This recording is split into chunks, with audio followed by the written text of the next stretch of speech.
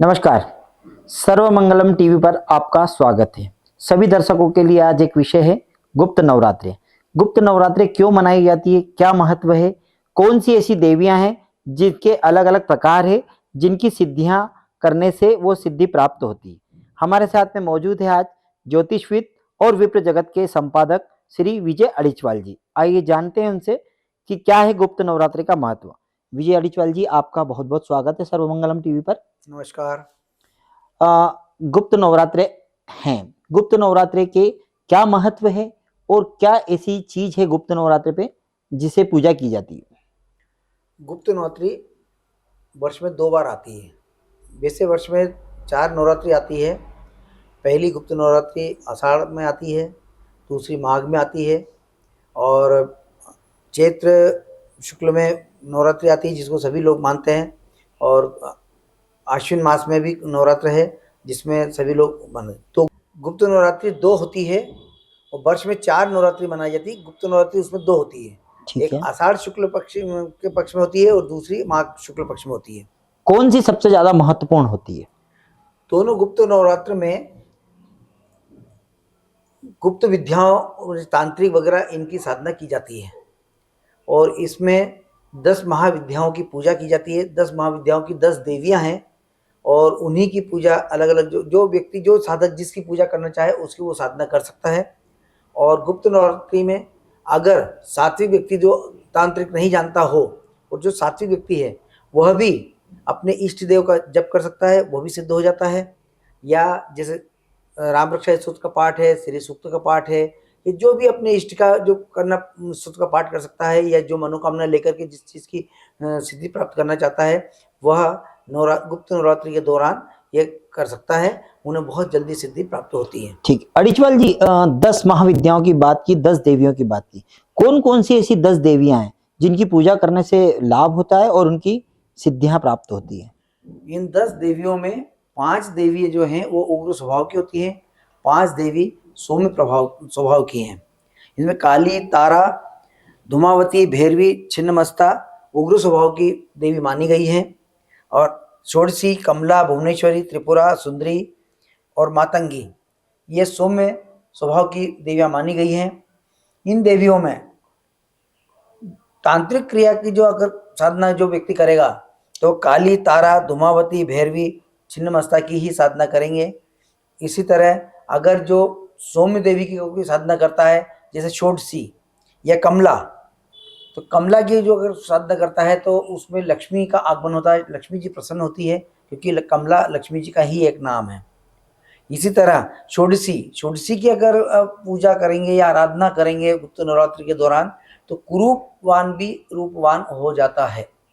और कोई जो व्यक्ति अगर उसकी ज़्यादा से ज़्यादा साधना करता है तो वो व्यक्ति रूप अधिक आकर्षक रूप धारण कर लेता है। वो मतलब उसका प्रभाव पड़ता है, आकर्षण रूपवान होने का मतलब उसके प्रभाव होता है। कोई व्यक्ति देखता है तो आकर्षित होता है। उसी प्रकार गीत, संगीत, नृत्य अगर कोई सीखना चाहता है या साधना करता है तो मातंगी देवी की अगर साधना करेगा तो उसे बहुत जल्दी गीत, संगीत, नृत्य आदि में भी मतलब उसको प्राप्ति मिल सकती है, तो सफलता मिल सकती है। ये जो मातंगी देवी है, इनकी क्या पूजा अर्चना कलाकार, फिल्म एक्ट्रेस, संगीत वादक ये लोग भी करते हैं? हाँ, इनको करना चाहिए। ये अगर करेंगे तो इनको बहुत ज़्यादा जितना भी लाभ अभी मिल रहा हो उससे 100 गुना लाभ ज़्यादा मिलने लगेगा। अगर मातंगी देवी की एक तरह से ये सरस्वती देवी ही मानी गई है, ज्ञान, बुद्धि और उसकी वाणी की देवी है, सरस्वती है, उन्हीं का नाम मातंगी है। तो ये अगर इनकी साधना होगी तो उन्हें और अधिक सफलता प्राप्त होगी। इसी तरह एक तारा है।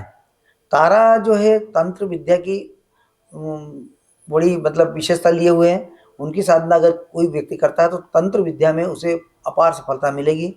इसी तरह जब भगवान शिव ने समुद्र मंथन के दौरान हलाहल विष का पान किया था तो उनका शरीर दग्ध होने लगा था। उस समय उन्होंने एकदम स्मरण किया तारा देवी का, उन्होंने मातृ स्वरूप उनका स्मरण किया। वो आई, आकर के उन्होंने स्तनपान कराया तो उनके शरीर में मतलब शीतलता प्राप्त हुई उन्हें। तो इसी तरह उन्होंने तारा देवी को उन्होंने मातृ स्वरूपा निरूपित किया। इसी तरह हमारे ब्रह्मर्षि वशिष्ठ जी ने भी तारा देवी की उपासना की और उन्होंने भी कई सिद्धियां प्राप्त की। बगला भी तांत्रिक क्रिया में है, इसी 10 महाविद्याओं में ही है, बगलामुखी भी है नाम उनका। अच्छा, दूसरी चीज मैं ये पूछना चाह रहा था आपसे कि गुप्त नवरात्रि में ही क्या गुप्त सिद्धियों को सिद्ध किया जाता है? हाँ, इसको गुप्त नवरात्रि में अगर ये क्या है, इस समय जो अनुकूल है सिद्धि प्राप्त करने का, कि 2 ऋतुओं का संभाव्य संयोग होता है, इस दौरान जो भी सिद्धि करेगा तो उसको बहुत जल्दी अपार सिद्धि मिलेगी, और उसमें इस साधना करने से दुर्लभ एवं अतुल्य शक्ति प्राप्त होती है साधक को, तो बहुत जल्दी मतलब वो मतलब प्राप्त करता है। कि लक्ष्मी सिद्धि के लिए कौन सी ऐसी देवी की पूजा की जाती है? कमला देवी की। किस प्रकार से पूजा होगी? कम- हर व्यक्ति की यही मनोकामना होती है कि मैं सर्व संपन्न रहूं, तो उसके लिए इस गुप्त नवरात्रि में क्या विशेष उपाय है या कौन सी साधना की जाती है?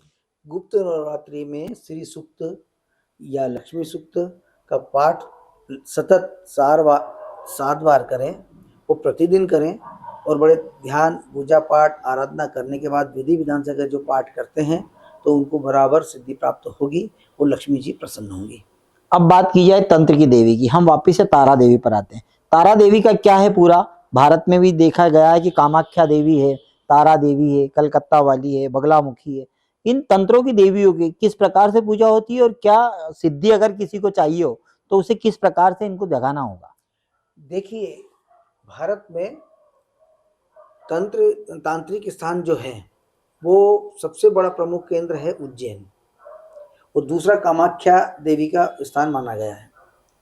और तांत्रिक के बारे में कहा गया है, कामाख्या देवी के प्रमुख तांत्रिक आए थे, इंदौर प्रेस क्लब में भी आए थे, तब मैंने भी उनसे प्रश्न किया था, तो उन्होंने बहुत विस्तार से बताया था तंत्र के बारे में, और उन्होंने उस समय कहा था स्पष्ट शब्दों में कि जितने भी तांत्रिक है उनमें 6% तांत्रिक ही ऐसे हैं जो तंत्र विद्या को पूर्ण रूप से जानते, अंदर तक जाते हैं और वापस भी आ सकते हैं।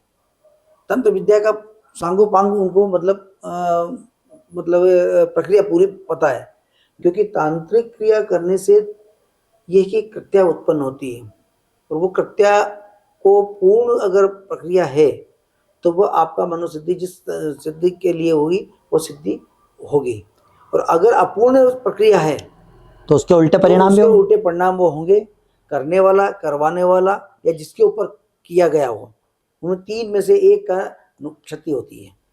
तंत्र वाकई में होते हैं? मतलब ये आपने जिस टाइप से कहा कि देवियां या किसी के उल्टे परिणाम होते हैं, तो ये तंत्र को कितना अपन साकार माने या सत्यता के साथ माने? भगवान शिव तंत्र के बहुत मतलब सबसे प्रथम आचार्य और ज्ञाता हैं। भगवान शंकर ने इसके बराबर निरूपित किया, उन्होंने पूरा इसका विस्तार से बताया, उन्होंने ही शुरुआत की, प्रारंभिकरण भगवान शिव से ही हुआ है। अब अगर बात की जाए सुंदरता के लेकर के, कौन सी देवी को मनाया जाएगा जो सुंदर हो? षोडशी देवी को। क्या है षोडशी देवी? पूरा रूपवान है, रूपवती है, अतुलनीय रूपवती है वो, उनकी आराधना करने की प्रक्रिया है। उसके अनुसार अगर साधक अगर उनका मंत्र का जाप करेगा तो वो बराबर उनका मतलब फल मिलेगा। साथ ही आपने मातंगी देवी का ही बताया, तो मातंगी देवी कलाकार की देवी है, उसे किस प्रकार से सिद्ध किया जाए? अगर मातंगी देवी की पूजन करना और अर्चना करना हो, किस प्रकार से उन्हें रिझाया जाए?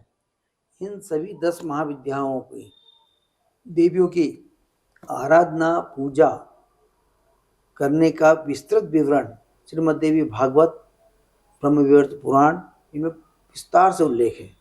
साधक सबसे पहले अपने गुरु, बिना गुरु के कोई भी साधक ये साधना नहीं करें, वो पहले अपने गुरु से मिले, गुरु के कहे अनुसार ब्रह्म विवर्त पुराण और श्रीमद् देवी भागवत में जो विस्तार से विधि विधान बताइए, विधियां बताइए, उसके अनुरूप ही इनकी साधना करें तो उन्हें बहुत जल्दी सफलता प्राप्त होगी। चलते चलते अंतिम में आप सर्वमंगलम के दर्शकों के लिए इस गुप्त नवरात्र में क्या है आपकी तरफ से टिप्स जो वो करेंगे तो उन्हें वो फल मिलेगा? मैं सभी दर्शकों से आग्रह करूंगा कि इन गुप्त नवरात्रि में 9 दिन तक ही वे अपना ब्रह्मचर्य का पालन करें, नियम संयम से रहें, और जो अपने इष्ट मंत्र हैं, इष्ट देव है, और जो भी गुरु मंत्र है, या कोई कोई अगर मंत्र अगर नहीं है किसी के पास, ओम नमो भगवते वासुदेवाय या श्री सूक्त, लक्ष्मी सूक्त का पाठ सतत करें, और प्रतिदिन 7-7 बार अगर ये पाठ होगा, इस स्तोत्र का होगा, भगवान का नाम जप हुआ और बिल्कुल आचार सही विचार से रहें तो ये सिद्धि सफल मिलेगी। और वर्ष भर आपकी जितनी भी बाधाएं आती हैं, विभिन्न प्रकार की बाधाएं जो आती हैं, वो बाधाएं कभी नहीं आएगी। बहुत बहुत धन्यवाद। नमस्कार। तो ये थे हमारे साथ में विजय अडिचवाल जी, जो एक ज्योतिषविद भी है, साथ ही एक पत्रिका के संपादक भी हैं, जो विप्र जगत के नाम से जानी जाती है। धन्यवाद।